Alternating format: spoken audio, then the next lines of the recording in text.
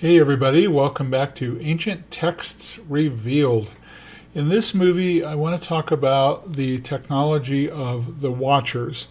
Now, when we're dealing with, we started out with the story of the scapegoat and the angel Azazel. The call to Azazel, the name of the goat is Azazel. Now we're getting into the story of what the Watchers and the Nephilim were about. It's actually a two-part story. So the Watchers were the fallen angels. They were the ones that brought technology to man. And then the Nephilim were the children of the illicit relationship between the Watchers and the women of the earth. And so I'm going to do two movies. I want to first talk about the technology that the Watchers brought to the earth. And then I want to talk about, in another movie, the Nephilim and how very, very devastating they were on the planet. And the culmination of the two, the technology that the Watchers taught and went about going about on their own, as well as the Nephilim, was the thing that caused God to say, nope, that's it, I'm destroying the planet, we're done. So this is a very interesting topic. I could spend hours on this. There have been massive amount of books written on this. I'm just going to do a quick overview. The movie might be a little bit longish. I apologize for that in advance. Hang with me and let's get started.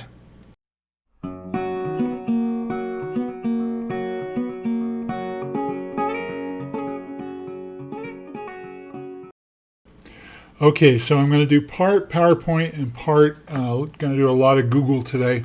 Show you how to do that. So here we have the story of the scapegoat. This is part 4. I'm talking about the technology of the Watchers. It's a two-part thing, guys. So the Watchers fell to the earth. They brought with them a ton of heavenly knowledge that they had been given. I don't know if you go to school or what, but they had this knowledge. They imparted it to humans. We'll talk about that in a minute. But they brought with them tons and tons and tons of technology that we today know nothing about. So now let's go just over a brief review of this stuff. First of all, the Watchers are a category of angel. Jeremiah 4:16, Daniel 4:17. There are other categories. There is a subject of theology that's very interesting. It's called angelology. And there are the top of the list is the cherubim. That's what Lucifer was before he fell. He was a cherubim. These are the guardians of the throne of God. Then there are seraphim. Well, there's another category here called the Watchers. There were 200 that decided to fall to the earth on Mount Hermon. Hermon means oath, and so this was an oath of imprecation. They were saying, we're going to do this together. We agree to do this together. There were 20 Watchers that were leaders. Semyaza and Azazel are among them. There are researchers that believe that Azazel may have fallen earlier and was doing his thing, with the genetic grafting and all that stuff. And then the other Watchers saw that that was really cool, and they decided to fall as well. I'm not in that camp because one Enoch doesn't really seem to say it that way. It does not mean that it's not that way. The Watchers had sex with human women, the progeny of which became what we call the Nephilim. These are giants. They were somewhere between 36 feet tall and 10 feet tall.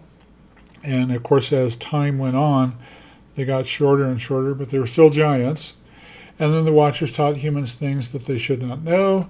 And both the Watchers, now this is important, the combination of the Watchers and the technology that was taught to mankind, in addition to the Nephilim, was the thing that so devastated the earth. God said, nope, that's it, you're toast. I'm taking everybody out of here, with the exception of Noah and his family.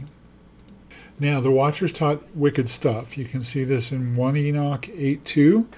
They taught the metals of the earth and the art of working metals. They taught how to make swords, knives, shields, and breastplates for the purposes of war. Well, Cain killed Abel.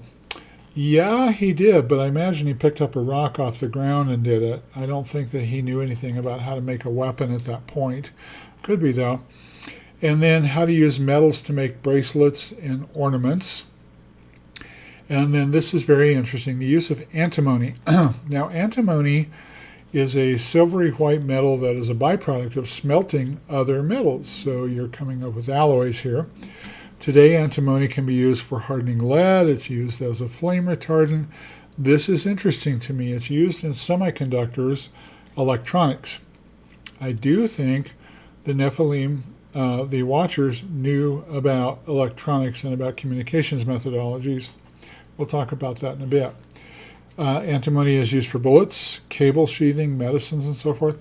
It's also used to make eyeliner and mascara, which is very interesting to me. So the idea here is that, you know, the Watchers saw these comely women, and, you know, they were beautiful, and so they were enhancing the beauty of the women. That's my guess.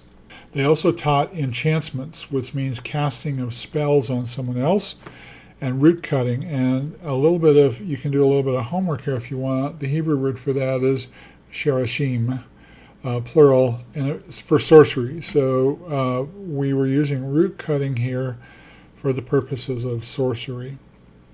1 Enoch 69, which is 2/3 of the way into the book, they taught writing with ink and paper, and they taught abortifacients, and the way that it's phrased in Enoch 69 is the smiting of the embryo in the womb, which I think is just fascinating, that they knew about that and taught that. Now the Watchers asked Enoch to plead on their behalf for God. So Enoch's a very interesting character. He walked with God. He was essentially raptured. He was taken to heaven. A lot of 1 Enoch is really interesting. 2 Enoch as well. They talk about his tour of the 7 heavens, even up into the throne room of God. And there's some really, really super interesting information in there. Anyway, he was very well beloved of God. The Watchers knew this. The fallen Watchers asked Enoch to beg to God on their behalf for forgiveness. They wanted to come back.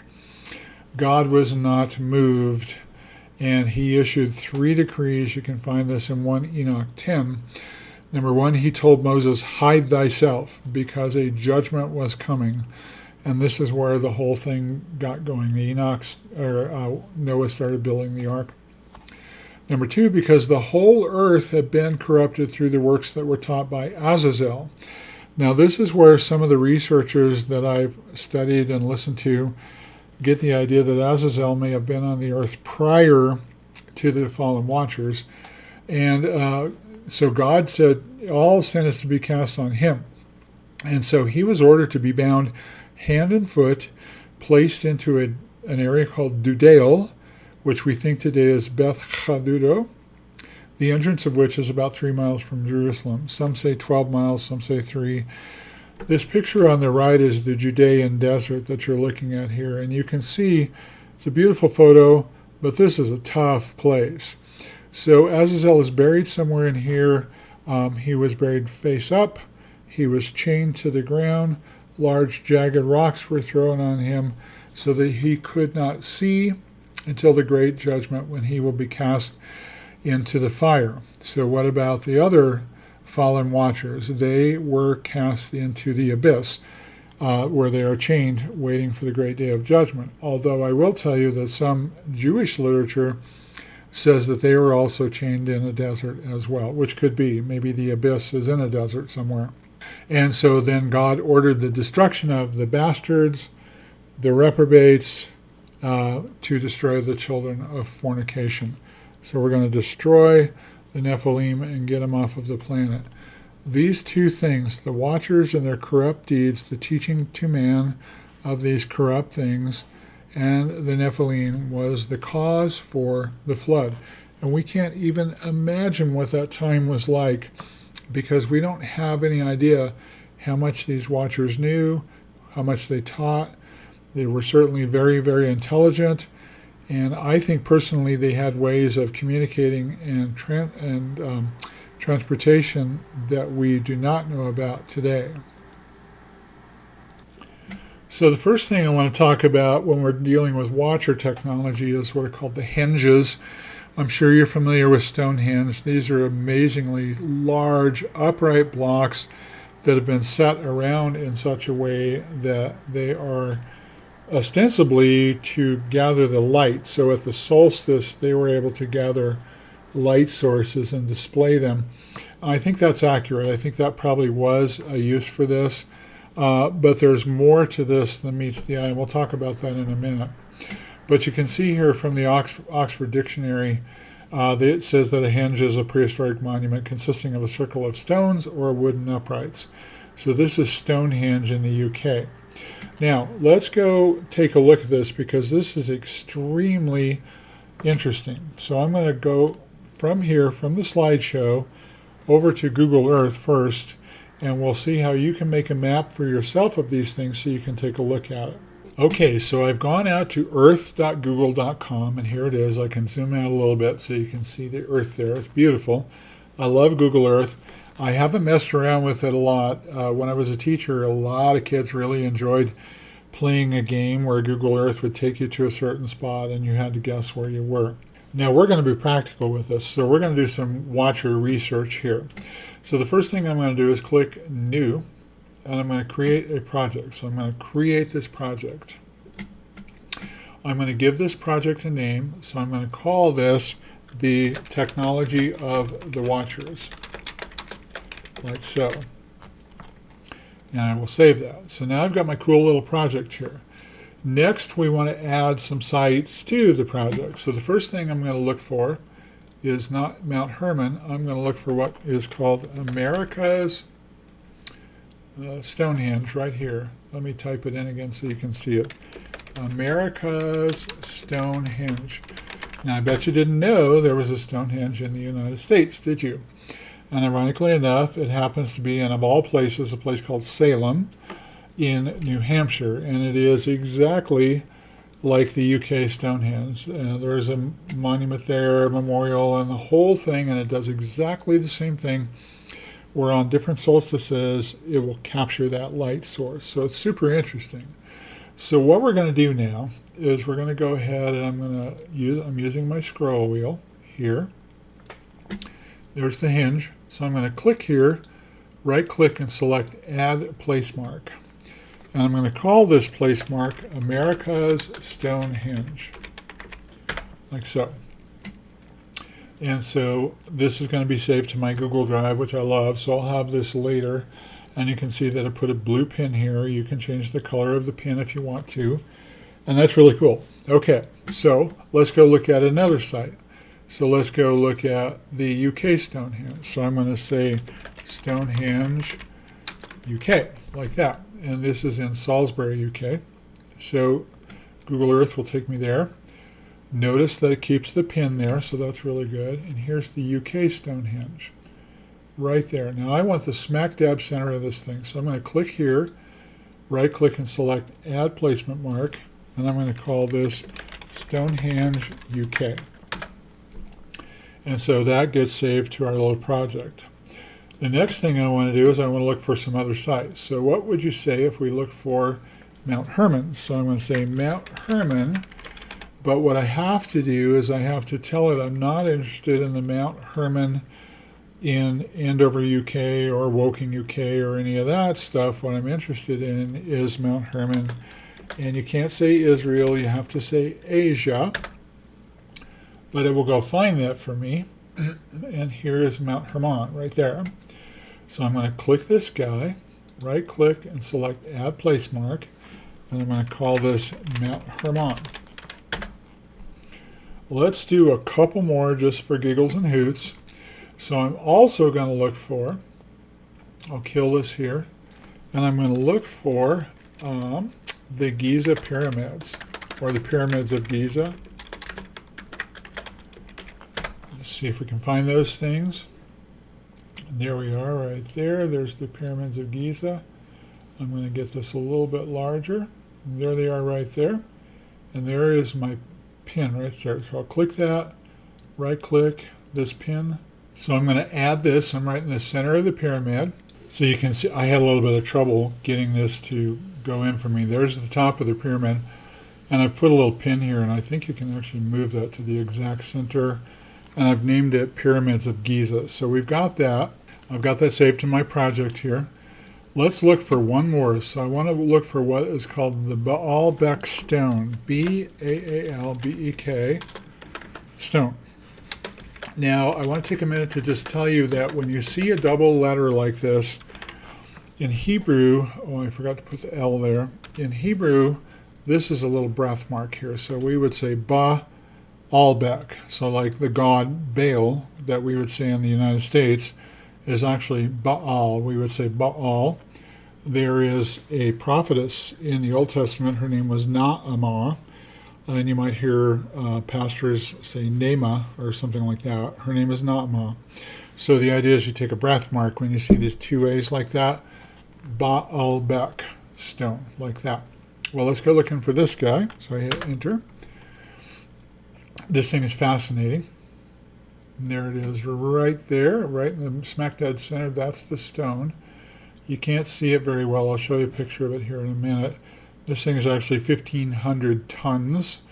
It's the largest stone ever excavated on the planet. I'm going to right click and add a place mark here. And I'm going to call this Baalbek stone.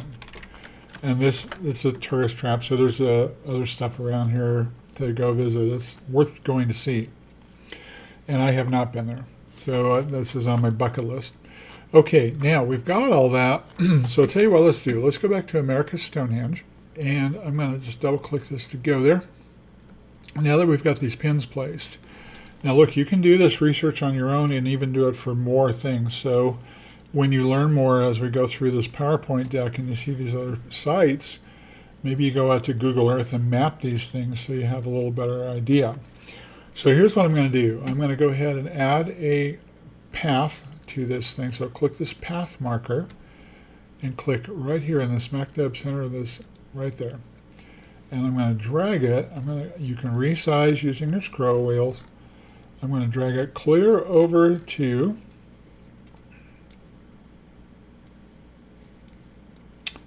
right here to Stonehenge. And there it is. You can see it's marked really cool. So I'm going to click right in there to mark part of that path. And then I'm going to go over here and I'm going to find Mount Hermon right here. And I'm going to double click that to make the path. Okay, now I can also draw a link from here, from the Pyramids of Giza to here. So let me grab this marker, click, and double click. And I think that I did not get that to take, so I'm going to pause the movie and redo that so you can see it. So I redid that, and I'm going to give this a path. So I'm going to say this is my arc from America's Stonehenge to Mount Hermon, and hit enter. And then this one I misplaced, so I would redo it because what I wanted to do is show from Cairo to Mount Hermon and from Baalbek to Mount Hermon. So I will redo that. I wanted to show you, by the way, that when you have a path in here, you can just click this ellipsis button and edit this, and then it'll allow you to go in and get the connections a little bit closer. Okay, so I had to go back and redo all these things. I wasn't thinking about how accurate you had to have these things centered. So what I did was I went back and redid everything, make sure they were pretty close to being centered on the pin. It doesn't have to be exactly accurate, but what I'm trying to show you here, and I've widened this line out a little bit so you can see a little better here, is that you have an exact arc that goes from, this is America's Stonehenge here, clear through to Britain's Stonehenge, clear on down to Mount Hermon. It makes an exact straight arc, which, I guess any line would. If it's 3 points, you can make an arc out of it. But it's very interesting that it's all in a line right here. So that's what I want to show you. Now, you could take this and map the other places that we talk about. And then if I zoom in on this here, you can see that I created a line from the Pyramids of Giza and also one from Baalbek Stone over to Mount Hermon. So I've relabeled everything: Mount Hermon to Pyramids, Mount Hermon to Baalbek, and Mount Hermon to America's Stonehenge. So I just wanted to show you this. This is really cool, and you can get a real feel for how these things worked. Okay, let's go back to the slideshow. So that's Stonehenge. Now, here's my opinion about this. I know what the archaeologists say, and I think there is something to this. And of course, the Druids worship at Stonehenge and so forth and so on, and it represents the solstice and all that, and it truly does. However, what I think is that these were cell phone repeaters. Now, it's not a cell phone, it's some sort of a communications methodology. It's not being done through wires, it's being done through stone. What you're looking at here, this thing is called a dolmen, and these are all over Europe. You can look for a map of dolmens and see them everywhere. There was a guy in the 1800s that wrote a book. He traced all these things, and he's got lines there pointing to different what are called mounds. We'll see those in a minute, as well as the dolmens. So I think these were communications towers, and they look surprisingly like a cell phone tower here, I think, in a lot of ways. And archaeologists will tell you that these were burial sites. Maybe, I don't know. But I do think that these were used in communications by the watchers. And I think there was a worldwide net or a worldwide array of these connections in such a way that anywhere they were at, the watchers could communicate with one another, perhaps the Nephilim as well, and the Nephilim. Let's talk about the mounds. So these are called the mounds. My wife and I went to Ohio and toured the mounds here. These are called the Serpent Mounds in Ohio. These are all over the United States. And what they are is a big, long hill. Looks like maybe somebody bulldozed it or something, but these are hundreds of years old. And they make an arc here. And you can see how tall they are. They're probably, 15 feet tall. This is called the Serpent Mound in Ohio. These were pictures that I took while we were there. I didn't take a picture of the sign. I downloaded the picture of the sign. But the idea is that there's a park there. There's houses all around it, and you can go up on these mounds. Well, there are tons of them. So there was a woman, and I put the link down here on the bottom of the slide for you, who tried to create a mound site map, and you can see how many of these there are in the United States. Now, what are these? Well, they're called the Nephilim mounds, and one of the interesting things about them is that there are pictures on the top. The serpent mound actually looks like a serpent winding through.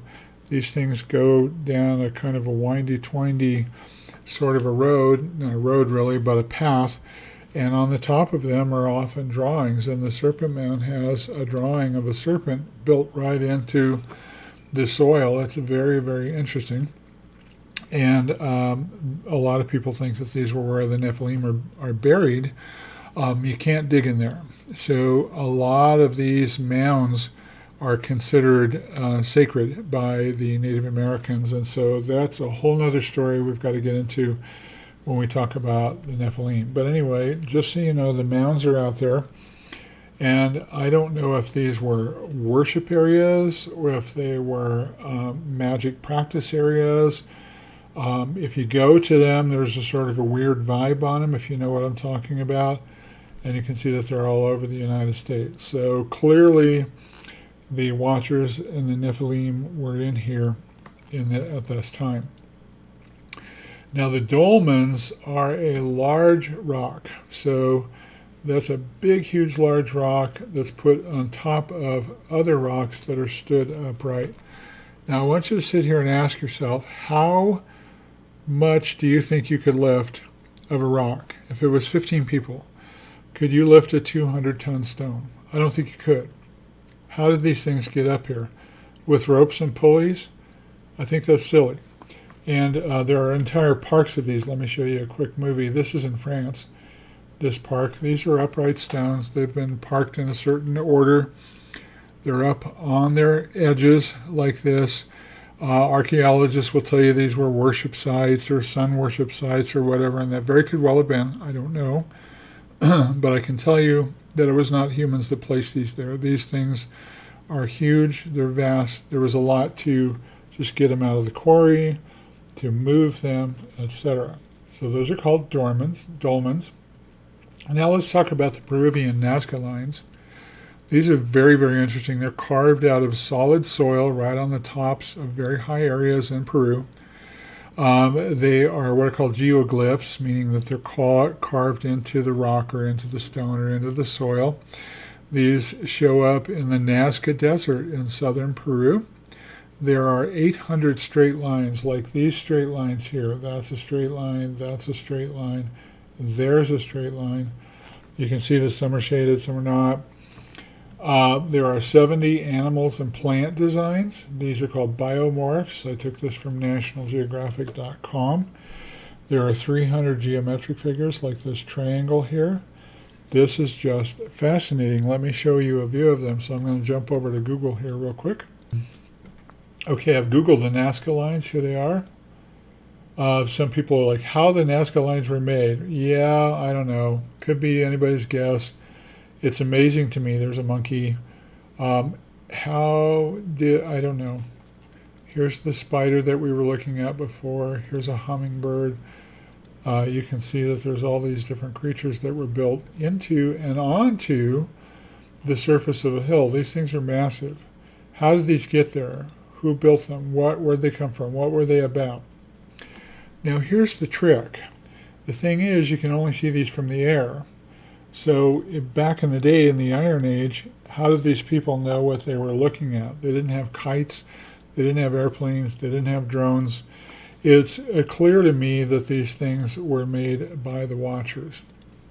The Watchers were the only ones that were able to get into the air to see what it was they were designing and that they were building.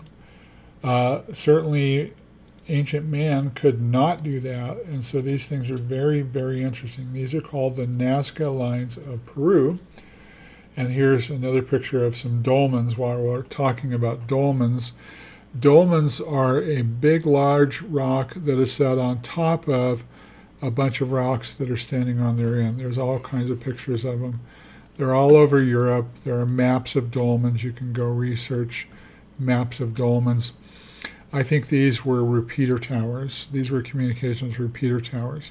Right then, so we've got some superhumanized structures. And the thing that I'm trying to point out here is that even in common era today, we probably wouldn't create a 1,500-pound stone, 1,500-ton stone, nor do I think that we have anything that could lift it. We might, but I don't think so. And so this is the Baalbek stone, and it's you can see all the people on top of it. This is the largest carved stone in the world. And so your question is, well, how did it get there? Were they trying to set it up right? What was the deal? And it's just something to think about. So let's go look at some other structures here. So I'm going to go now to the web. We're going to talk about it some places in Peru. Besides the Baalbek stone, which you're looking at here, the other 4 places are in Peru. So the church at Huaytara, Cusco, Sacsayhuaman, and Silistani Towers. So I'm going to pause the PowerPoint presentation here. We're going to go to the web now. Okay, so let's take a look at these. So here's the church at Huaytara. Now, it looks unassuming enough. It looks like a regular church. And these are all in Peru. And if I'm being honest with you, I don't know what the big deal is with Peru, but the Watchers and the Nephilim seem to hang out there quite a bit. Like it almost looks like they went through a curve, like up through northern Europe and then down across into the Americas and then down into South America. And Peru is a big place for all of this stuff. Now take a look at some of these pictures. So here you're looking at stones that are cut very precisely. They're put into such a place that you can't even get a piece of paper or a human hair in between these stones, and they're cut into a trapezoidal fashion like that. So you can see that it's trapezoid within a trapezoid within a trapezoid within a trapezoid. The stones are incredibly accurate. They're placed very well, and it looks like something we could accomplish that today. Like these stones don't look like they're that heavy, not 1,500 tons worth. But look at the placement on these, and then the question is, well, why would we want to place a trapezoid? That would cost a lot of money and take a lot of time. Here's another view of the trapezoids. The other thing to notice too is that the stones here making up the sill and this stone are all very evenly placed. Everything's matched really well. It's all very square. Now, we are talking about people that lived back in the Iron Age, and the most sophisticated tool they had was copper. So if they could make something out of copper, they might be successful. Well, if you had a copper hammer and a copper chisel, could you carve a stone like this accurate? I'm not sure. I don't think you could. Here's another picture. So you can see where the watcher stones are at, but then up above you can see where things have been added on. And you can tell the difference between man-made and made by something else. We're not sure what. This is funny. So, very Catholic. So somewhere in there somebody put an image, an icon inside one of those trapezoidal stones. I think it's just funny. Here's another picture. So these things are really, really interesting. Now, what am I trying to say here? Well, so it's both inside and outside. There's the inside, and here's the trapezoids again. And I'm just trying to show you that these stones are perfectly carved. They were put into place perfectly level. You can't even get a human hair into them. You couldn't get a piece of paper into them. You couldn't get a knife in between them. There's no mortar. It's almost as though these stones were cut with some sort of technology. They were probably transported to the area with some sort of a technology, and then they were put into place. Can you tell the difference in the two? So it's very, very interesting to me that we've got these stones here. Now let's take a look at a little bit more here. So let's look at Cusco. Here's Cusco. This too is in Peru. Now this is where the tale really gets told. So if you look at this, I've got this picture over here on the right, and you can see human beings over here. There's a couple standing there.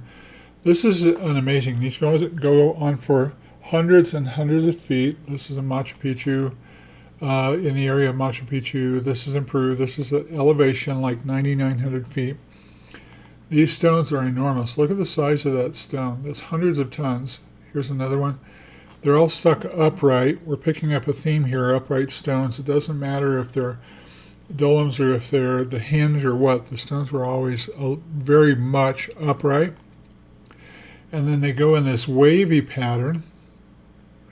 And then here's the thing. If you can get a close-up of some of these, look at how large these stones are, and they're laid one upon another. And what's really funny about this, I'm going to put a couple of links in this movie to a guy that has done a bunch of research in this area. His name is L.A. Marzulli. He's really the one whose books I would buy and read if I were you getting into this, because he's been to Peru. He's done some extensive research in this area. He knows a lot about it. He has a lot to say about it. He has pictures of these areas. Now look at how finely cut these stones are. Another thing you'll notice about the stones is that they're uneven shapes. So look at this guy here. It's kind of a little bit of an odd shape, but it perfectly fits its surrounding neighbor. And same here. And then this one's even got a special cut made into it. And again, you can't get a hair or a piece of paper inside these stones. Here's another drawing of them. And occasionally you'll see these little ruts in here. And I don't think anyone's really sure what the ruts are for or what their purpose was. There's some more in there. But you can see how perfectly fit these stones are. It's just amazing. So this is Cusco, I'm sorry. And these are all over Peru. And look at the size of them. They just go up and up and up. Now, this is what I wanted to show you. I don't know if you can see this very well, and I can't really zoom in on it, but if you look at the back here, these are the watcher walls. So these were built by watchers. My guess is the Nephilim as well, because the Nephilim maybe would have been strong enough to lift these stones. Like, we're talking about 30-foot giants. Although the watchers, because they were godly, they were fallen angels, probably had the ability to lift these things out of the quarry, which is 70 miles away, lift a stone out of the quarry by air, float it over to the place where it was supposed to go, position it in the exact position where they wanted it, maybe even blow out the bottom so it had a firm foundation to sit on, and then put them all together. And I've heard some people speculate that it could be that even that they could soften the stones on the sides in such a way that they could put them into place, and then as they harden, they would just harden the seam. But look at how this is done. It's just amazing. These are all perfectly exactly fit to match. These stones are hundreds of tons, ladies and gentlemen. This is not something we could probably even accomplish today. It would be very difficult for us to accomplish this. We could do it with concrete stamping, but not just individual stones that are set in place. Now here's the funny thing. If you look back behind here, that's the Aztec walls. So I don't know if I can get a better picture of this, but Marzulli says some things about this. Here's another picture of them.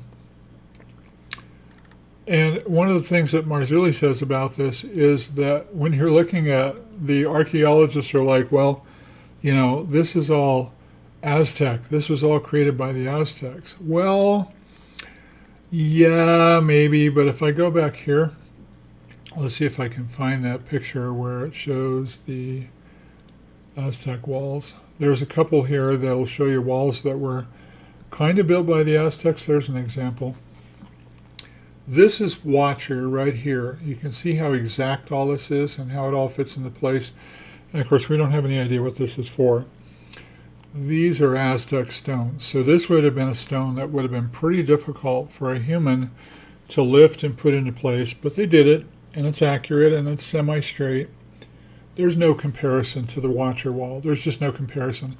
For archaeologists to say that the Aztecs did this, I think is a serious misstep. I think it's delusional at best and deceptional at worst. This is something that had to do with the Watchers.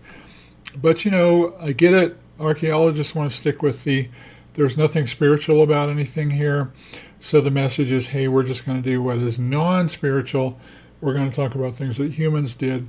This is not a human endeavor. I think it's very obvious that this isn't a human endeavor. These are the Watcher stones. These things are 12, 15 feet high, 8 or 10 feet deep. They're massive. They weigh hundreds of tons. The quarry was 70 miles away. It would have been there are no evidence of any drag marks anywhere where anybody tried to drag these stones. They really couldn't be dragged. There weren't enough horses actually to do that, or goats or whatever. This is at altitude, so this is pretty far up there. And these are the Aztec stones. So I think it's silly.